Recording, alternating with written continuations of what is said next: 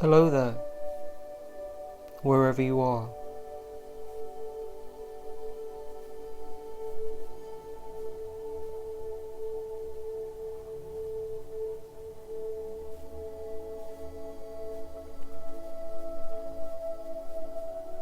I had so many things to say. I will try.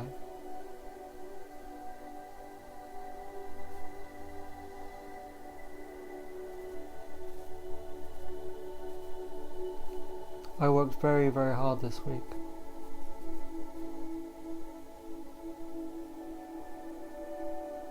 So hard that when I got up in the morning I was exhausted from the days before. On Thursday in the morning, as part of my morning practices,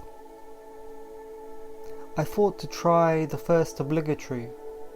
I haven't done it for a couple of months maybe. First time. Boom. That tells me that what I'm doing is right.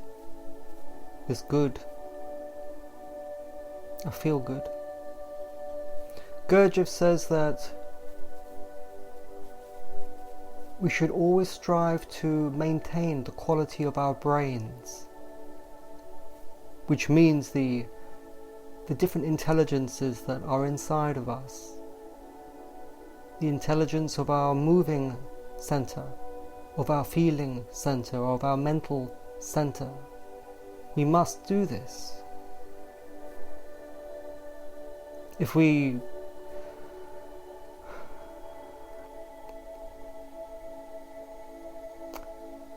There's so many words and so many books in the fourth way. What does it really amount to in the end?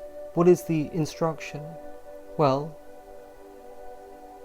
each of us must have a physical discipline, a feeling discipline, and a mental discipline.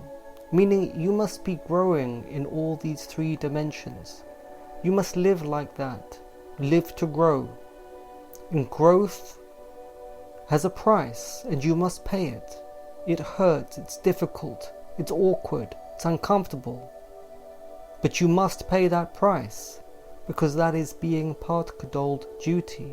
That is to be an honourable person, not wishing to take shortcuts, not willing to copy everything. For my own part, I do a lot. And it grows. In my physical practice, I have learned over the last 6, 7, 8 years Tai Chi, Qigong, Yoga, and I have done them every day. And I've learned and I've learned and I've learned. And after I've learned, seeking out the best teachers, the most traditional, the most authentic, the most real, the most close to the source, the most far away from the money and the Western mentality. People who are close to the source. After I have learned what they had to teach, then I would push and pull and try and change things and work it this way and that way. I've given myself a week where I try it in this way and a week where I try it in that way.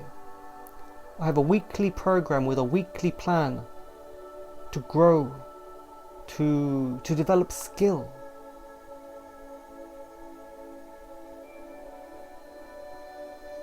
There is no fourth way if you don't do that, because that's the foundation of it. The Gurdjieff says, chapter 46, that when you work like this, when you have an aim means it's difficult, right? It's difficult, it's difficult, it's difficult, it's difficult. And that's why you do it. JFK, he said that we don't climb mountains because they're easy, but because they're hard. Yes.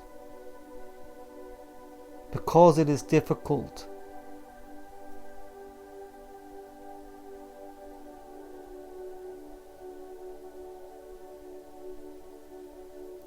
Chapter 46, it says, Gurdjieff says that Every time you live like that, you extend your knowledge. Every time you do that, you are depositing crystallizations inside your brains.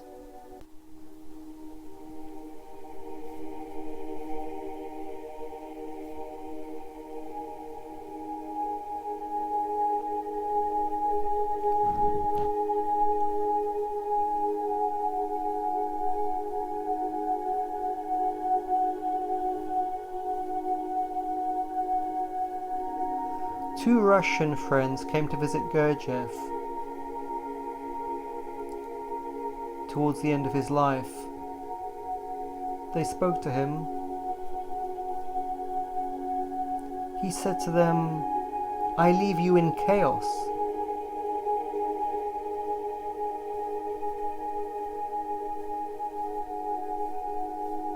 Towards the end of Ouspensky's life, he said, "We must abandon the system and make a new start on Mount Athos."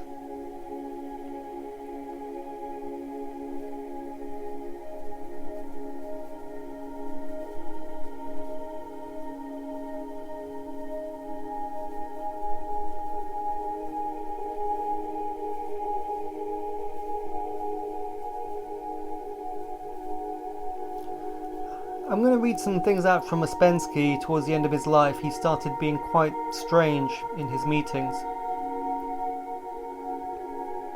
Miss R. What is it can change man? Ouspensky. This is a big question. If we knew what will change man and how to do it, then we would begin at once without any difficulty. Miss R. You have told us some of the things towards it. Ouspensky. I don't think I have. What it was? Who was that speaking? Miss R. You told us to try and do certain things. Ouspensky. Certain things? Which certain things? Miss R. For one, to try not to express negative emotions. Ouspensky. I never said that. Did you do it? Miss R. Sometimes, not very often. Ouspensky. How often? I think we stop at...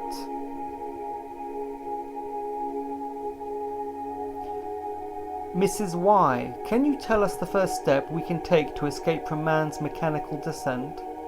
Ouspensky. No, I don't know about such things at all.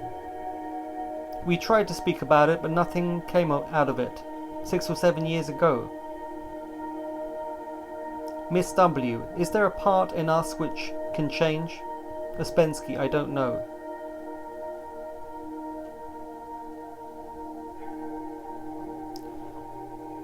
Mr. E. A.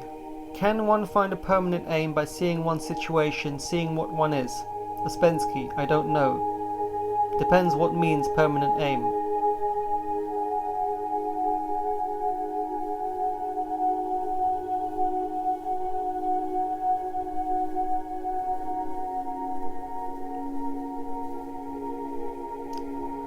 Mr. C. My aim is to increase my awareness. Ouspensky. Why increase awareness? Enormous thing. Mr. C. In order that I may find the first step. Ouspensky. I don't know.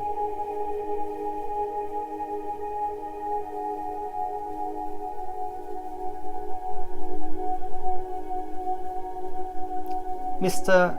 F.A. How can I become useful? Ouspensky. Useful to whom? Mr. F.A. To you. Ouspensky. Oh, I don't know. I want many things. How can you begin to be useful to me? I don't know. Mrs. C. How can I learn to understand? Ouspensky. I don't know. Mr. N.A. When the system existed, I felt that I had a technique and a discipline which might help me to become something. Now that seems to be gone. How can that be replaced? Ouspensky. I don't know.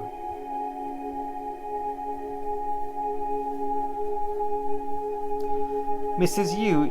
Is it the root of many negative qualities? Ouspensky. I don't know. Mrs. D, is there a danger of your teaching? Ouspensky, which teaching? I don't know.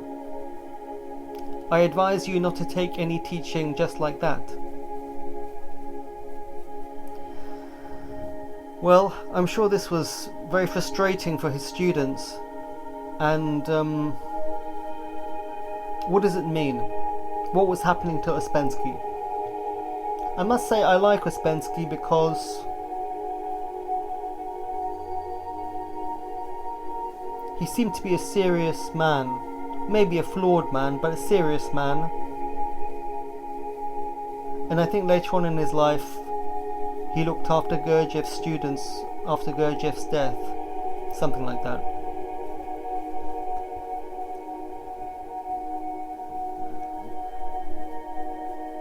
Ouspensky had understood that so-called self-remembering was very important, or perhaps the key. Which is correct. If you'd like to listen to the rest of this recording and others, I've put them on Odyssey where there's no time limits. So please have a look on there. I've put the link down below. Take care.